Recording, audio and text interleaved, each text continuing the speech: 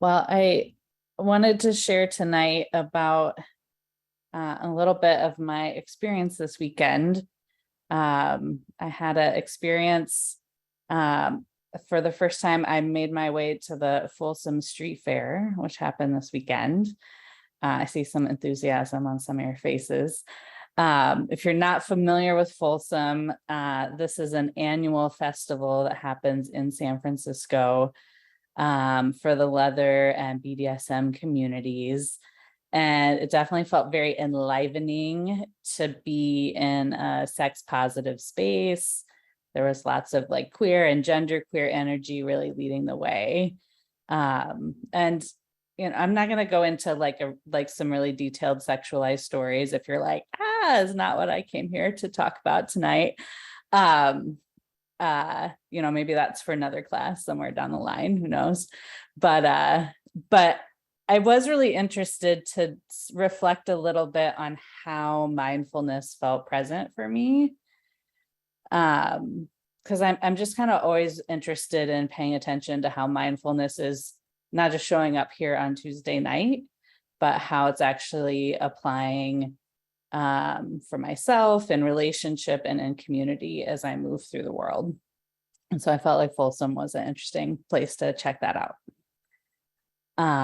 So I know for me, like practice is not so much about how I can get my mind quiet for 30 minutes on Tuesday night, but it's really about how I can learn about myself and how that can help me have more choice and agency in how I show up in my life. So the topic tonight, like how does mindfulness actually show up in a place like Folsom Street Fair, or really any place where you might be showing up in your day-to-day life? So the Buddha, the Buddha is talking about mindfulness across 4 foundations, which are always helpful for me to return to if I have a question about mindfulness. So that's going to be mindfulness of the body, mindfulness of feeling, mindfulness of the mind state, and mindfulness of mental processes. So when I'm practicing mindfulness, I'm often developing my capacity to notice, what is my body doing? Does that feel pleasant or unpleasant? As just kind of a simple direction, pleasant, unpleasant, or neutral. Does that sense of like that basic sense of feeling, does it sharpen into a mind state that might be more well described as like joy, anger, disappointment? And as that mind state solidifies, is there actually like some kind of like process or pattern that I might notice in my mind that might, that often I sort of might analyze my experience through one of the many, many lists of Buddhism. And so mindfulness really helps me slow down these noticings with an opportunity again for like choice and creativity, rather than just kind of living in constant reaction and habit. So yeah, what did this look like at Folsom? So like a basic activity was just walking around in what was probably the biggest crowd I've been in for more than 2 years. It was definitely a big stretch for me to even go, as I feel like we're still grappling with the COVID pandemic. To be in that big of a crowd, it's outside, but it's still just a lot of people.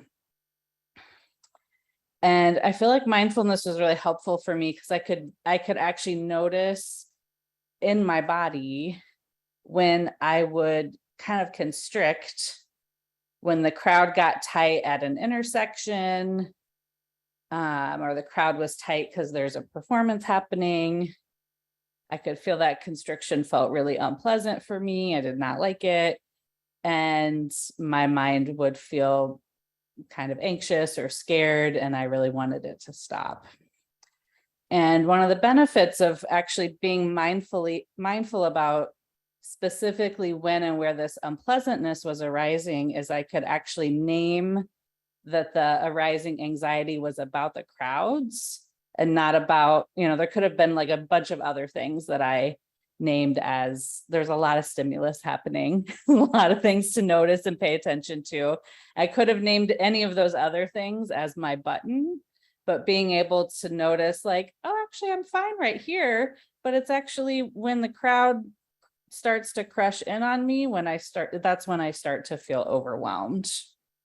So then I could actually be really intentional about taking care of myself in the space. So when I started to feel especially tired of being in the crowd, I could find a quieter space at the fair. I could focus in on what was happening at one stage and not feel quite so overwhelmed by being in a big throng of people. And I felt like that was where mindfulness was really helpful in helping me manage how much crowd energy I could deal with for the day.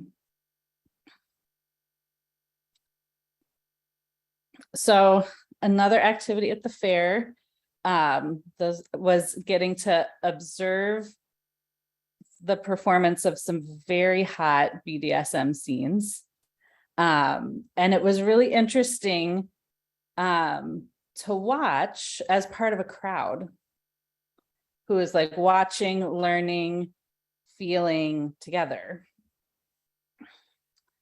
So I was really noticing like it was enjoyable to notice the feelings in my own individual body, this body that I might call Dawn. But part of the magic of this kind of space is that my body wasn't actually feeling on its own. You might have noticed this if you have not been to Folsom Street Fair.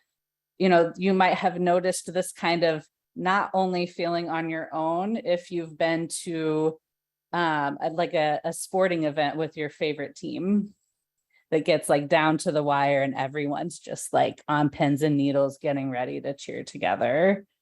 Or maybe you've been to a music concert in a venue that's filled with like the best fans for the band and everyone is so jazzed to be there. I know I felt it when I've been part of like a high stakes political action or a spiritual event that actually I just end up kind of in a different plane of feeling. Or from our practice earlier, like you can also feel it in nature. It's not only with people. Maybe you might feel it in a forest where you can actually really feel how your presence is among the trees, among a broader sense of life.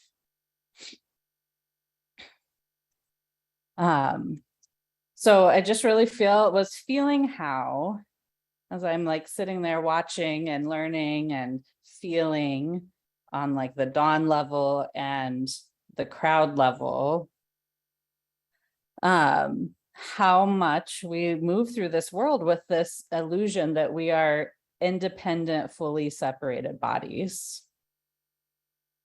That we act as if whatever I might be feeling, Dawn was feeling was like fully private and separate from what the person next to me was feeling.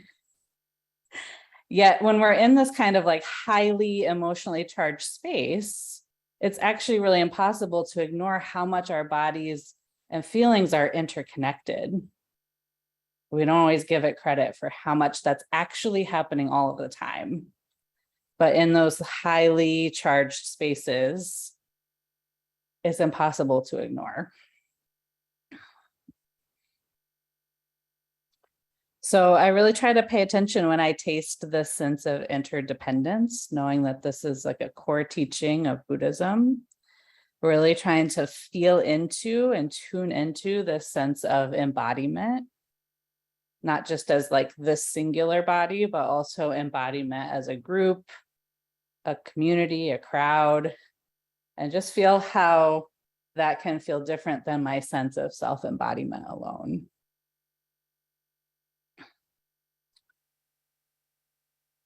So in this, one of the particular scenes I was watching at Folsom was exceptionally intense. And we really, as a crowd, were watching two people who were deeply engaged with each other. And there were a lot of like locked eyes, and they were regularly checking in for consent about whether they wanted to push the scene to a further level of intensity. And it was, really interesting to watch the crowd and feel the crowd really be wrapped with them, really have this like focus of attention. And it was almost as if like, when there was like pain in front of us, we were groaning with a sense of pain in our own bodies, along with the person who was actually experiencing it in their body. Because we were noticing something unpleasant. And yet we also had just kind of felt that craving to kind of keep the scene moving more sadistically forward, because we wanted that sense of like order and completion that was also being sought. And it just was really powerful to really feel together in the crowd these sensations of like pleasant, unpleasant. Maybe there was some neutral in there also. Just kind of moving through community. And, I'm not trying to say that in the crowd we were feeling what the submissive or dominant were feeling as they moved through the scene. They were having very much a unique experience. The crowd was also having this experience of really enjoying getting swept up in the swirl of community emotion about what was happening. So, and in many ways, it wasn't just an embodied and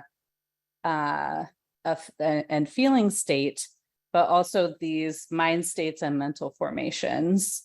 And I noticed that I talked to a friend, and was really trying to process what my mind was making of all of this. What parts of me felt power, what parts of me felt scared, what parts felt alive. How part of what we were watching in some settings we would have called it suffering, but in this setting, it actually felt like some kind of liberation.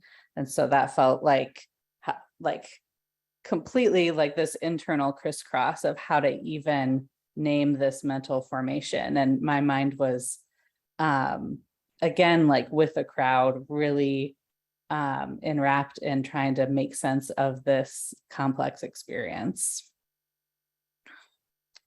So one of the signs I have made for myself here in the space, I should have brought it over, is this quote from the Venerable Thich Nhat Hanh, who says, the next Buddha may be a Sangha. And I really appreciate how this core teaching, his recognition of our interdependence, really opens up a sense for our liberation and our enlightenment. Really feeling how our openness to feel into we're not just these individual beings, but that we really are in this interconnected field is really what can open us up towards liberation. So that's what I wanted to invite you in with me to think a little bit about, really to just think about this opportunity of intense group dynamics to give us an invitation to think about, how we feel into this. So I'm just curious to maybe open it up with a little Q&A. And I mean, my questions to you all, and really any other questions you might have.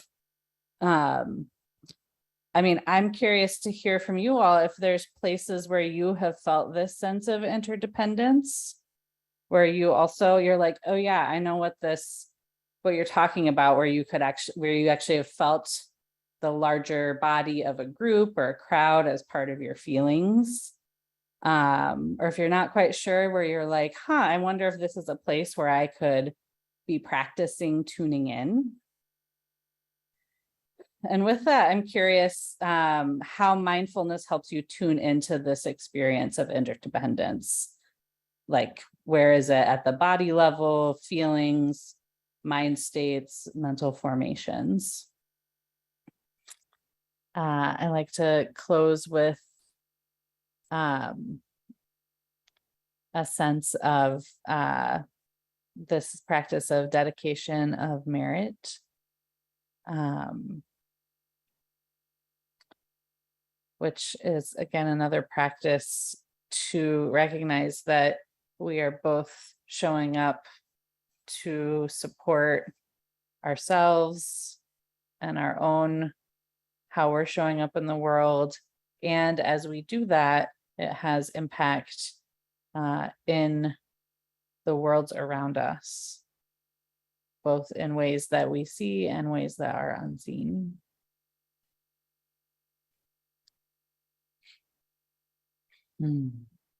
And so just taking a moment to notice any parts of tonight that have felt supportive, nourishing, that you just want to have land a little bit more deeply in your body, and just letting the rest go.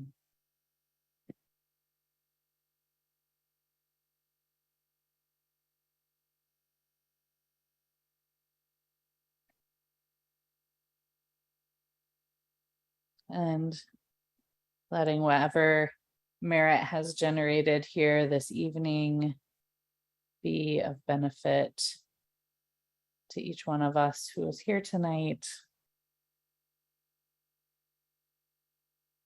to the people in our lives,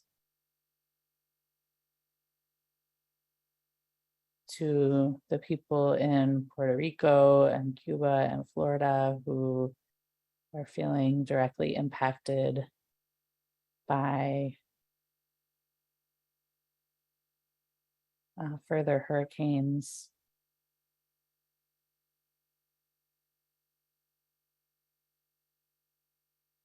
Just letting this merit ripple out to wherever it might have the greatest impact, be most needed.